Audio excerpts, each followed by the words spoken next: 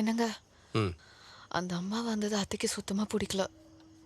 அவங்க வந்தது எங்க அம்மாக்கு மட்டும் இல்ல, உங்க அம்மாக்கு உங்க அப்பாக்கு யாருக்குமே பிடிக்கலன்னு நல்லாவே தெரியும்.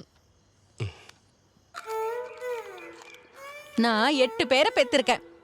அப்பெல்லாம் விறகு எடுக்க மலை மேல ஏறி போவேன். முழுகாம இருக்கிறவங்க வேலை செஞ்சா சுலபமா குழந்தை பிறந்துரும்.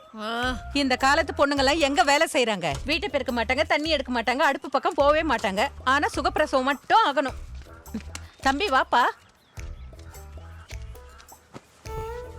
விளக்கெண்ணெய், வேப்பெண்ணெய், வெட்டி வேறு, அப்புறம் கொஞ்சம் கல்கண்டு. இதெல்லாம் நாட்டு மருந்து கடையில போய் வாங்கி வச்சிடு.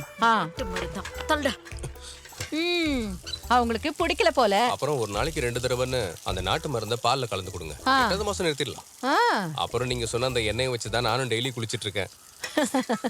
சரிடா கண்ணா, நீ தைரியமா இரு, ஒன்னும் ஆகாது.